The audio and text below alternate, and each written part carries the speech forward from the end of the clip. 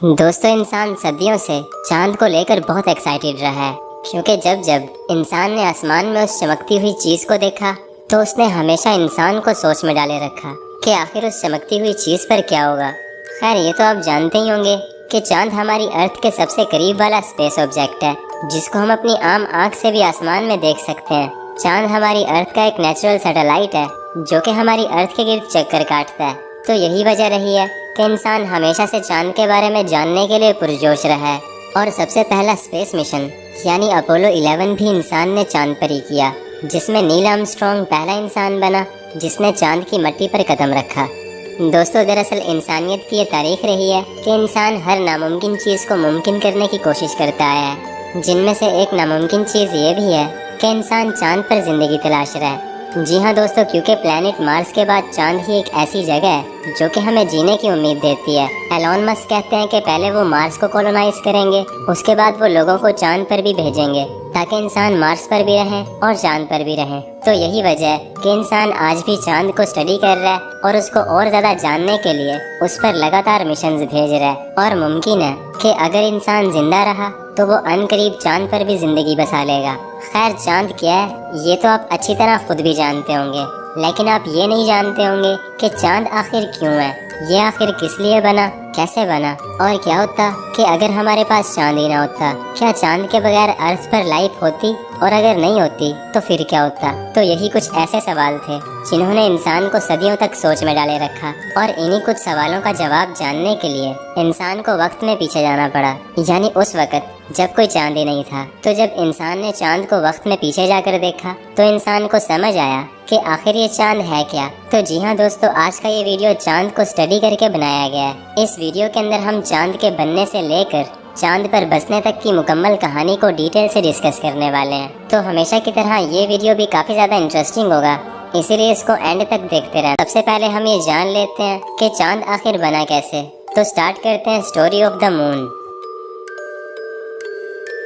तो दोस्तों, ये कहानी है उस वक़्त की जब हमारा सोलर सिस्टम नया नया बना था। आज से 4.6 बिलियन साल पहले हमारी अर्थ पैदा हुई। ऐसा माना जाता है कि 4.6 बिलियन साल पहले स्पेस में मौजूद गैसेस और धूल ने हमारी अर्थ को बना दिया था, जो कि फिर सूरज के गिर्द घूमने लगी थी। उस टाइम अर्थ का साइज आज की अर्थ के साइज से काफी बड़ा था। और फिर यहाँ से शुरू होती है चांद के बनने की कहानी। दोस्तों, साइंटिस्ट का ये मानना है कि आज से 4.5 बिलियन साल पहले प्लैनेट मार्स के जितना एक ऑब्जेक्ट अर्थ से टकरा गया था, जिसको साइंटिस्ट नाम देते हैं थिया। साइंटिस्ट कहते हैं कि थिया 9.8 किलोमीटर पर सेकंड की रफ्तार से अर्थ से टकराया था, जिसकी वजह से अर्थ एक लावा की तरह उबल गई थी। अर्थ की लगभग आधी सरफेस तो हवा में ही उड़ गई थी और बची कुछ सरफेस हजारों टुकड़ों में बंटकर अर्थ के गिर्द चक्कर काटने लगी। बाद में वो टुकड़े आपस में जुड़ने लगे, जिन्होंने अर्थ के गिर्द घूमने वाली एक नई दुनिया को जन्म दिया, जिसको हम आज चांद के नाम से जानते हैं। साइंटिस्ट कहते हैं कि जब चांद नया नया बना था तो ये बहुत ज़्यादा गर्म था। वैसे तो चांद अर्थ से 3.5 लाख किलोमीटर से भी ज़्यादा दूर है, लेकिन दोस्तों उस वक़्त चांद सिर्फ अर्थ से 22,530 किलोमीटर दूर था, जो कि अर्थ के इतना ज़्यादा पास था कि अगर हम इसको देख लेते तो ऐसा लगता जैसे एक पिघली हुई दुनिया अर्थ के ऊपर मंडरा रही है। दोस्तों, उस टाइम हमारी अर्थ का एनवायरनमेंट बहुत ही ख़राब था, जो कि बिल्कुल भी जीने लायक नहीं था। हमारी अर्थ ऐसे थी जैसे कोई जहन्नुम हो, क्योंकि अर्थ पर लावा के बड़े बड़े समंदर थे जो कि ठंडा होने का इंतज़ार कर रहे थे। खैर, वक्त गुजरता गया और गुजरते वक्त के साथ साथ अर्थ और मून दोनों ठंडे होते गए। अर्थ जो पहले एक जहन्नुम थी, वो धीरे धीरे अपने ऊपर एक सॉलिड सरफेस को बनाने लगी। हमारे चांद पर भी सरफेस बन चुकी थी और हमारा चांद बिल्कुल साफ सुथरा था, यानी जैसे आज उस पर दाग धब्बे हैं तो उस वक्त चांद पर कोई भी दाग धब्बे नहीं थे। अब सवाल ये है कि आखिर चांद पर ये दाग आए कैसे। तो दोस्तों, हुआ कुछ यूँ कि जब अर्थ और चांद ठंडे हो रहे थे तो उस वक्त एस्ट्रॉइड और मीटियोर्स की बारिश होती थी, जिसको साइंटिस्ट नाम देते हैं LHB, यानी लेट हैवी बम्बार्डमेंट। LHB एक ऐसा टाइम था जब हजारों मीटियोर्स आसमान से गिरते थे और अर्थ और मून से टकराते थे। ये एस्ट्रॉइड्स कई मिलियन सालों तक अर्थ और चांद से टकराते रहे, जिसकी वजह से चांद पर दाग लगे और अर्थ पर लाइफ स्टार्ट हुई। जी हाँ दोस्तों, ऐसा माना जाता है कि आज से 4 बिलियन साल पहले जब चांद ठंडा हुआ तो चांद के साउथ पोल पर एक बहुत बड़ा इम्पैक्ट हुआ, जिसकी वजह से चांद के साउथ पोल पर एक बहुत ही बड़ा गड्ढा बन गया उसके बाद चांद पर लगातार ऐसे इम्पैक्ट्स होते रहे जिनकी वजह से चांद जो पहले बिल्कुल व्हाइट था उस पर दाग लगने लगे। वो जगह जगह से डार्क ग्रे कलर का होने लगा। चांद पर धब्बे बनते गए और चांद के उन धब्बों को साइंटिस्ट नाम देते हैं मारिया। दोस्तों, मारिया के बनने के भी कुछ मिलियन सालों के बाद चांद पर फिर से इम्पैक्ट्स होने लगे, लेकिन ये इम्पैक्ट्स पहले वाले इम्पैक्ट से काफी छोटे थे, जिनकी वजह से चांद पर बहुत सारे छोटे छोटे गड्ढे बनते गए। ऐसे ही दोस्तों, अगर अर्थ की बात करें तो आज से 4 बिलियन साल पहले आसमान से मीटियोर्स की बारिश होती थी। वो मीटियोर्स वैसे तो अर्थ पर तबाही मचाते थे, लेकिन वो अपने साथ एक बहुत ही खास चीज लाया करते थे, और वो खास चीज थी पानी। जी हाँ दोस्तों, अर्थ पर शुरू से पानी नहीं था, बल्कि वो एस्ट्रॉइड्स और मीटियोर्स जो अर्थ पर गिरते थे अपने साथ पानी की एक छोटी सी अमाउंट को लाया करते थे। ये मीटियोर्स कई मिलियन सालों तक अर्थ पर बरसते रहे, जिनकी वजह से अर्थ पर पानी जमा होना शुरू हुआ, जो कि अर्थ पर लाइफ स्टार्ट होने की वजह बना। अर्थ जो पहले एक जहन्नुम थी, वो धीरे धीरे अपने ऊपर एक एटमॉस्फेयर को जन्म देने लगी, क्योंकि अर्थ पर समंदर बन रहे थे जो कि इवेपोरेशन करने लगे। तो इन सब के चलते अर्थ को एक सूटेबल एनवायरनमेंट मिला जो जिंदगी के लिए जरूरी था। अब दोस्तों, ये तो हो गई बात चांद के बनने की और अर्थ पर लाइफ स्टार्ट होने की। तो अब हम बात कर लेते हैं चांद के कुछ साइंटिफिक फैक्ट्स के बारे में, जो कि साइंटिस्ट ने हाल ही में डिस्कवर किए। तो ज्यादा टाइम नहीं लेते और वीडियो को कंटिन्यू करते हैं। Number 1, shape of the moon. दोस्तों, चांद जो हमें एक बॉल की तरह दिखाई देता है, ये असल में एक अंडे के जैसा दिखता है, ठीक ऐसे ही जैसे हमारी अर्थ है। क्योंकि दोस्तों, हमारी अर्थ की शेप भी बिल्कुल राउंड नहीं बल्कि ऑबलेट शेप है, जैसे कि एक ऐसी बॉल जिस पर किसी ने पाँव रख दिया हो। इसी तरह दोस्तों, पूरा चांद कभी भी हमेशा एक साइज का नहीं होता। ये कभी छोटा नजर आता है तो कभी बहुत बड़ा नजर आता है। दोस्तों, जब चांद अपने अपोजी यानी अर्थ से सबसे दूर वाले पॉइंट पर होता है तो ये काफी छोटा दिखाई देता है, लेकिन वहीं अगर चांद अपने प्रायोजी यानी अर्थ के सबसे नजदीक वाले पॉइंट पर होता है तो ये काफी बड़ा दिखाई देता है। दोस्तों, जब चांद अर्थ से दूर होता है तो अर्थ पर मौसम काफी अच्छा रहता है और समंदरों में छोटी छोटी लहरें पैदा होती हैं। लेकिन जब चांद अर्थ से सबसे करीब वाले पॉइंट पर आ जाता है तो अर्थ का मौसम बिगड़ने लगता है और समंदरों में लंबी लंबी लहरें पैदा होती हैं। कहते हैं कि चांद जितना ज्यादा अर्थ के करीब आएगा, अर्थ के समंदरों में उतने ही बड़े तूफान आएंगे। और ऐसा क्यों होता है, ये हम वीडियो में आगे चलकर जानेंगे। Number 2, distance of moon. दोस्तों, अगर चांद के डिस्टेंस की बात करें तो चांद अर्थ से 3,84,400 किलोमीटर की दूरी पर है। ये दूरी इतनी ज्यादा है कि इस रास्ते में अर्थ जितने 30 प्लैनेट्स और आ जाएंगे। अगर हम पैदल चलें और बिना रुके ही इस डिस्टेंस को कवर करें तो हमें चांद तक पहुंचने में 9.5 साल लग जाएंगे। ऐसे ही अगर हम बीच बीच में रुक कर रेस्ट करें और डेली सिर्फ 14 घंटे ही पैदल चलें तो हमें चांद तक पहुंचने में 14 साल लग जाएंगे। इसी तरह एक कार हमें 130 दिन तक यानी लगभग 4.5 महीने में चांद पर पहुंचा देगी। और अगर बात करें एक रॉकेट की तो एक रॉकेट हमें सिर्फ 13 घंटे में ही चांद पर पहुंचा सकता है। Number 3, gravity of moon. दोस्तों, वैसे तो चांद पर बहुत कम ग्रेविटी है, लेकिन फिर भी चांद की ग्रेविटी का एक बहुत बड़ा रोल है। दोस्तों, चांद की ग्रेविटी अर्थ से 6 गुना कम है, यानी इस हिसाब से एक 100 किलो के बंदे का वजन चांद पर सिर्फ 16.5 किलो होगा। तो अब सवाल ये है कि चांद की ग्रेविटी का आखिर क्या रोल है। दोस्तों, चांद की ग्रेविटी की वजह से ही हमारे समंदरों में लहरें पैदा होती हैं। जैसे मैंने बताया था कि चांद जितना ज्यादा करीब आएगा, समंदरों में उतनी ही लंबी लहरें पैदा होंगी। चांद की ग्रेविटी इतना दूर से हमारी अर्थ पर तो असर नहीं कर सकती, लेकिन वो अर्थ के समंदरों पर बहुत ज्यादा असर करती है। तो अगर चांद की ग्रेविटी नहीं होगी तो समंदरों में लहरें ना होने के बराबर होंगी। अब आप जरूर ये सोच रहे होंगे कि क्या होगा अगर चांद अर्थ के बहुत ज्यादा करीब आ जाए। तो दोस्तों, इसके 2 जवाब हैं। पहला ये कि अगर चांद अर्थ से बहुत तेजी से टकराया तो अर्थ लावा की तरह उबल जाएगी, जैसा वो थिया के टकराने से उबली थी। और दूसरा जवाब ये है कि अगर चांद घूमता हुआ धीरे धीरे अर्थ के करीब आता गया तो वो अर्थ की हाई ग्रेविटी बर्दाश्त नहीं कर पाएगा और टूटकर छोटे छोटे टुकड़ों में बट जाएगा, जिससे वो अर्थ के गिर्द एक रिंग बना देगा, जो कि सुनने में तो काफी कूल लगता ही है। लेकिन अगर ऐसा हुआ तो दुनिया तबाह हो जाएगी, क्योंकि चांद जैसे जैसे अर्थ के करीब आता जाएगा तो वो समुद्रों की लहरों से दुनिया को तबाह करता जाएगा। साथ ही साथ बहुत सारे ज़लज़ले आना शुरू हो जाएंगे और वोल्केनिक इरप्शन बढ़ जाएगा, जिसकी वजह से शायद दुनिया नहीं बचेगी।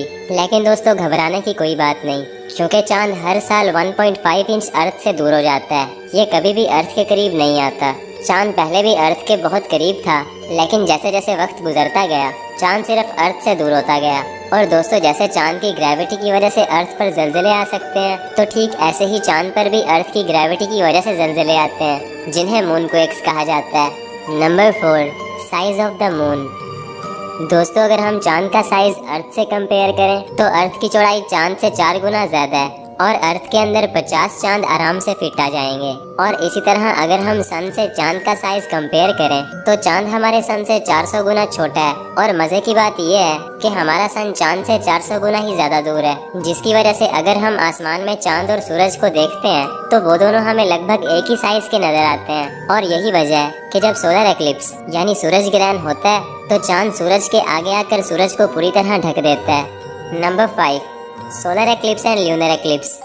दोस्तों सोलर एक्लिप्स यानी सूरज ग्रहण साल में 2 से 3 बार होता है। और ये तो हम जानते ही हैं कि सूरज ग्रहण तब होता है जब चांद सूरज और जमीन के बीच में आ जाता है। लेकिन दोस्तों अगर हम बात करें उस वक्त की जब लोग ये सब नहीं जानते थे कि सूरज ग्रहण क्यों होता है, तो उस वक्त चाइनीज लोग ये मानते थे कि सूरज ग्रहण के टाइम पर एक बड़ा सा ड्रैगन सूरज को खा जाता है, जिसकी वजह से सूरज काला हो जाता है। तो वो चाइनीज लोग उस ड्रैगन को भगाने के लिए ऊट पटांग हरकतें किया करते थे। इसी तरह अगर चांद ग्रहण की बात करें तो चांद ग्रहण हर महीने होता है। ये तब होता है जब अर्थ सूरज और चांद के बीच में आ जाती है। चांद पूरी तरह से अर्थ के साये में आ जाता है, जिसकी वजह से चांद का रंग बिल्कुल लाल हो जाता है। ये हर 29 दिन के बाद होता है, जिसे लूनर एक्लिप्स यानी चांद ग्रहण भी बोला जाता है। Number 6, rotation of moon. दोस्तों अगर आपने कभी नोटिस किया हो तो हमें हमेशा चांद की सिर्फ एक साइड ही नजर आती है। हम कभी भी चांद की दूसरी साइड नहीं देख सकते, क्योंकि दोस्तों चांद एक ही साइड लेकर अर्थ के गिर्द रोटेट करता है, जिसको टाइडल लॉक भी बोलते हैं। हमारी अर्थ तो स्पिन भी करती है, लेकिन दोस्तों चांद कभी भी स्पिन नहीं करता, तो हमें सिर्फ चांद का एक ही चेहरा नजर आता है। तो चांद की जो साइड हमें नजर आती है उसको हम नियर साइड ऑफ मून कहते हैं, और चांद की जो साइड हमें नजर नहीं आती उसको हम फार साइड या फिर dark side of the moon भी कहते हैं। Number 7, moons atmosphere. तो दोस्तों अगर बात करें एटमॉस्फेयर की तो अर्थ पर एक बहुत ही अच्छा एटमॉस्फेयर है, जिसकी वजह से अर्थ पर जब रात होती है तो उससे पहले एक शाम भी आती है, यानी रात एकदम से नहीं होती बल्कि धीरे धीरे से होती है। बट वहीं अगर हम चांद की बात करें तो चांद पर एटमॉस्फेयर ना होने के बराबर है। तो यही वजह है कि चांद पर रात से पहले कोई भी शाम नहीं आती और डायरेक्ट दिन से रात होती है और रात से दिन हो जाता है। ऐसे ही अगर हवा की बात करें तो चांद पर कोई भी हवा नहीं है, यानी अगर हम चांद पर एक झंडा लगाएंगे तो वो झंडा नहीं लहराएगा। यही वजह है कि चांद पर जो एस्ट्रोनॉट्स गए थे तो उनके जूते का निशान कई मिलियन सालों तक रहेगा, क्योंकि ना तो हवा चलेगी और ना ही मिट्टी उड़ेगी। दोस्तों चांद पर जाने वाले एस्ट्रोनॉट्स ने ये बताया है कि चांद की मिट्टी की स्मेल गन पाउडर जैसी है, ऐसा गन पाउडर जो कि यूज हो चुका हो, और वो शायद इसलिए कि चांद पर कई सालों तक इम्पैक्ट्स होते रहे। Number 8, moons temperature.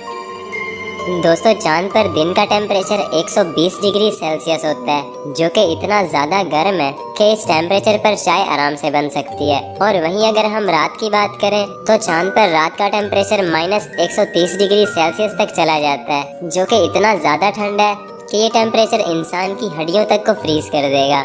दोस्तों दुनिया की सबसे ठंडी जगह अंटार्कटिका है, जहाँ का मिनिमम टेम्परेचर -90 डिग्री सेल्सियस तक चला जाता है। तो ये टेम्परेचर भी चांद के टेम्परेचर के मुकाबले काफी गर्म है। Number 9, missions on moon. दोस्तों वैसे तो चांद का सबसे पहला मिशन अपोलो 11 को माना जाता है, जिसमें नील आर्मस्ट्रांग पहले इंसान थे जो कि चांद पर उतरे थे। बट दोस्तों मजे की बात यह है कि अपोलो 11 पहला मिशन नहीं था जो कि चांद पर भेजा गया। अपोलो 11 को शायद पहला मिशन इसलिए बोला जाता है क्योंकि इस मिशन में इंसान भी थे। इससे पहले चांद पर जितने भी मिशन भेजे गए तो उनमें इंसान नहीं थे, जिनमें ज्यादातर मिशन सोवियत यूनियन के जरिए भेजे गए थे। दोस्तों 1959 में सोवियत यूनियन ने चांद पर अपना पहला मिशन भेजा, जिसका नाम था ल्यूना 1, जो कि एक फ्लाई बाय मिशन था। इस मिशन में एक स्पेसक्राफ्ट ल्यूना 1 को चांद के पास से फ्लाई बाय करके जाना था। लेकिन दोस्तों जैसे ही वो स्पेसक्राफ्ट चांद के पास से फ्लाई बाय करके जाता है तो उससे कम्युनिकेशन टूट गया था। लेकिन फिर भी इसको एक सक्सेसफुल मिशन समझा गया, क्योंकि तब तक लूना 1 चांद की बहुत सारी इंफॉर्मेशन कैप्चर कर चुका था। ऐसे ही दोस्तों लूना 1 के बाद लूना 2 भेजा गया, जिसमें एक स्पेसक्राफ्ट को मून पर क्रैश लैंडिंग कराई। दोस्तों चांद पर सॉफ्ट लैंडिंग करने वाला सबसे पहला स्पेसक्राफ्ट सोवियत का लूना 9 था, और चांद पर चलने वाली सबसे पहली गाड़ी लूनोखोड 1 थी, जो कि सोवियत यूनियन ने ही भेजी थी। तो चांद पर ज्यादातर मिशन सोवियत यूनियन ही भेजा करती थी। अगर हम बात करें अपोलो 11 की, तो अपोलो 11 एक अमेरिकन मिशन था, जो कि 1969 में भेजा गया था। अपोलो 11 के बाद अपोलो के और भी बहुत सारे मिशंस किए गए, जो कि सब के सब अमेरिका ने किए थे। उन सभी मिशंस को मिलाकर सिर्फ 24 लोग ही ऐसे थे जो कि चांद पर जा सके, और उन 24 लोगों में से सिर्फ 12 लोग ही ऐसे थे जो कि चांद पर उतर पाए।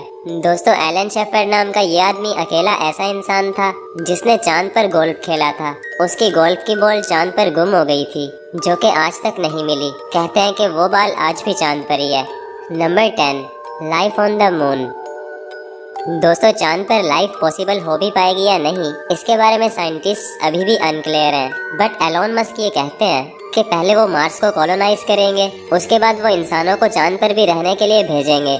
यानी इंसान मार्स पर भी रहेंगे और चांद पर भी रहेंगे। और ये सब कैसे पॉसिबल होगा, इन सब पर मेरे चैनल पर वीडियोस आती रहेंगी। वैसे तो चांद के बारे में अभी भी बहुत से फैक्ट्स ऐसे हैं जिनको मैं इस वीडियो में नहीं बता पाया, क्योंकि ये वीडियो पहले ही बहुत ज्यादा लंबा हो चुका है। बट अगर आप अभी भी ये वीडियो देख रहे हो तो इसका मतलब है कि आपको वीडियो देखने में मजा आ रहा था। तो अगर मजा आया तो लाइक करो, और अगर नहीं आया तो भी लाइक करो, क्योंकि एक वीडियो की रिसर्च करने में और उसके बाद उसकी एडिटिंग करने में बहुत सारा टाइम लग जाता है। तो लाइक लाजमी करो, और अगर ऐसी ही नई नई चीजें जानने का शौक रखते हो तो चैनल को फॉलो और सब्सक्राइब करके रख लो, ताकि मेरा और आपका कनेक्शन जुड़ा रहे। बस तो फिर मिलते हैं किसी नेक्स्ट वीडियो में।